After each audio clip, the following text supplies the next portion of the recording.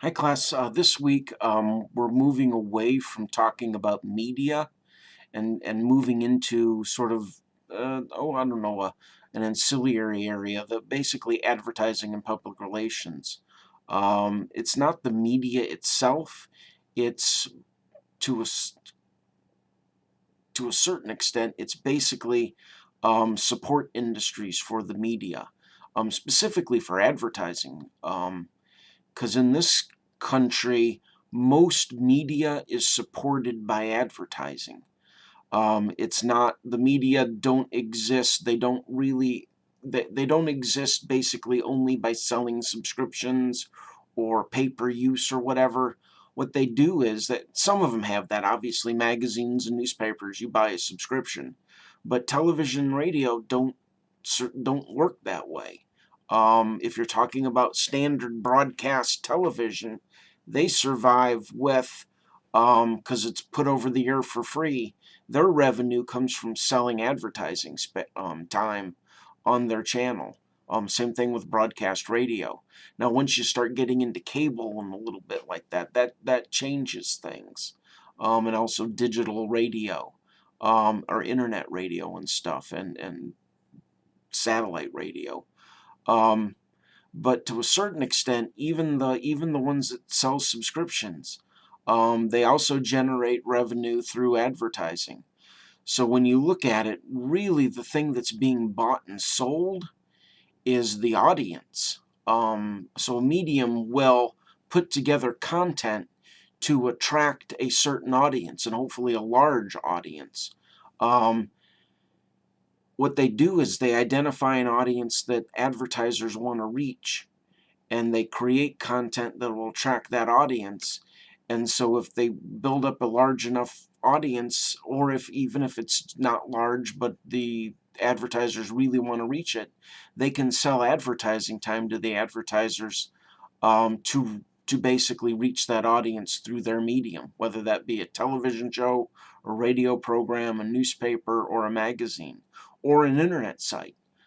So really, the content in media is simply just bait to get people to watch or read or listen.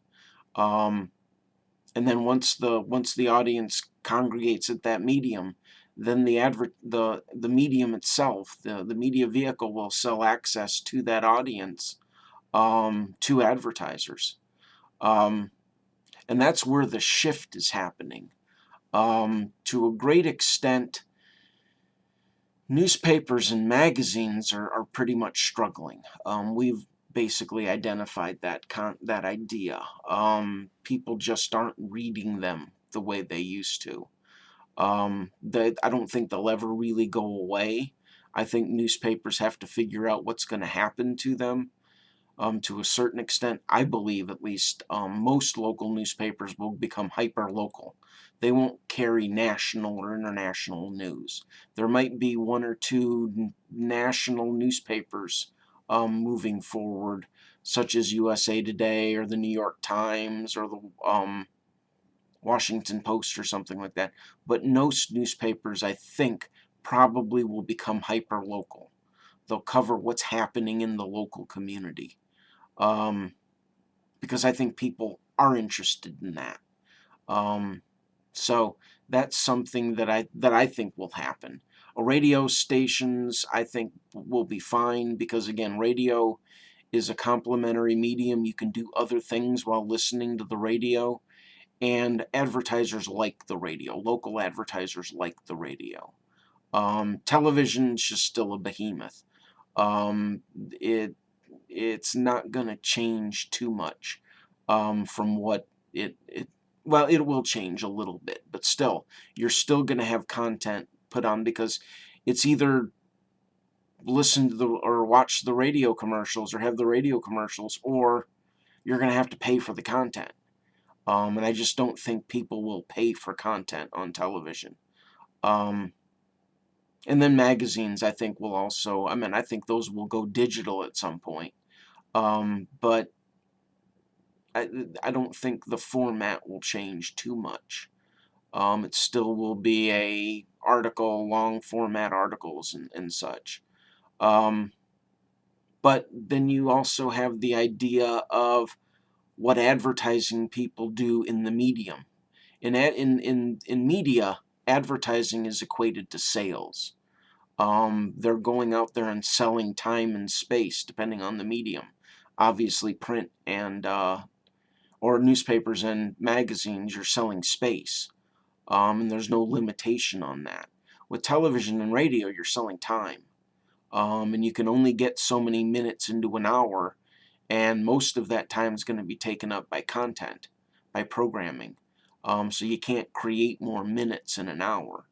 And then you have the digital. You have the digital world that operates in a totally different manner. The thing that's happening now is advertising people in the media are having to deal with all three. Once you had salespeople for magazines and newspapers, um, and then you had the television stations and networks would have their own salespeople, and the radio stations and networks have their own salespeople. Well, what's happening now is they're all converging. Um, Companies are starting to converge, and a local newspaper will also own a local television station and maybe one or two radio stations. So the advertising people have to be able to sell all three media, and then also the digital content also. So that's what's happening with the advertising and the media there. And it's becoming much, much more digital in focus. I think the digital now, I think I saw a statistic that digital ad spend, so web advertising, search advertising, and then mobile, is starting to outpace television, which is a big deal, because television was just so large. Um, so advertising is starting to change, and so working in advertising is changing. And PR is too. PR is related to advertising, but has a broader scope. It can work with advertising for like promotional type efforts. Having a Well, I mean, for automobile companies, the new model year that starts in October, November, something like that, because it coincides with Christmas and the beginning of the year. Um, that's all a PR thing, because they put out the pieces on what the new models are, and they have the interviews and they have the auto shows and stuff like that. That's all PR. Um, then the advertising gets involved with it to promote those new models and such. PR, though, is more than just promotion. It's also reputation management. It's trying to build up a reputation of a brand or a company, or as the book said, an individual, so that if something happens, something negative happens, that the reputation isn't hurt too much. Whether it's a movie star or a rock star or some individual that just does something stupid, that their PR team, their publicist, can get involved and mitigate the damage that their being stupid can cause. With a brand, it could just be something happens. Something happens and it's a negative light on the company, and they take control over it so that it doesn't spread into something truly negative. But even public relations is changing with the idea of social media and getting out there and really engaging with your customers, engaging with the community. They're having to take on new roles or use new tools in order to manage manage those reputations. So that's really what's happening with advertising and public relations in today's day and age. The other thing you should be aware of is this week, the final project part 2 of milestone 1 is due, and that's a rough draft of your presentation slides. If you've got little experience creating those presentation slides, there are a couple of tutorials on the in the weekly content area on the Blackboard. So you might go look at those and look at the tutorials to see how you create them, how you organize them, and such. And then we're going to keep working towards that final project, which will be due next week. So just be aware of that. And then after this week, we've only got 2 more weeks. So just let's keep the effort up and let's do a great job.